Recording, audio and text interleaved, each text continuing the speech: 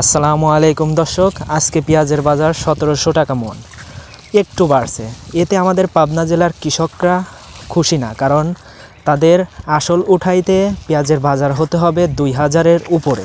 2000-এর নিচে থাকলে তাদের আসল উঠবে না, কারণ তাদের পেঁয়াজের বেসন কিনা হয়েছে 7000 টাকা মন। তাহলে ভাবেন, 7000 টাকা মন বেসন কিনে 1700 টাকা মন পেঁয়াজ বিক্রি করলে তাদের কি থাকে।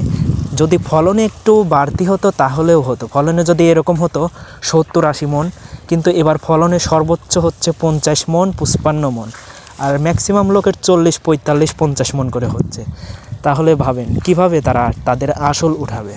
আমি আপনাদের কৃষকের সকল সমস্যা নিয়ে ভিডিও বানাই, কৃষকের সকল সমস্যা আপনাদের কাছে তুলে ধরি, কারণ একটাই কারণ, সেটা হচ্ছে কৃষকের কষ্ট সহ্য করার মতো না।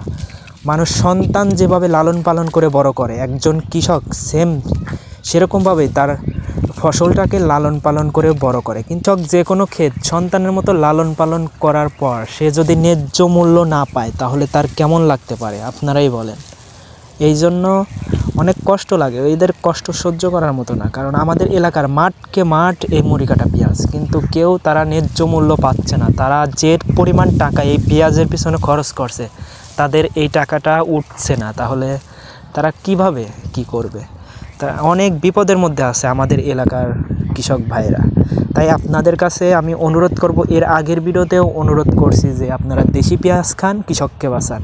ভিডিওটা অনেক ভিউ পড়ছে, অনেক মানুষ দেখছেন। আশা করি সবাই এটা মেনে চলবেন যে দেশি পেঁয়াজ খেয়ে বাংলার কৃষককে বাঁচানো।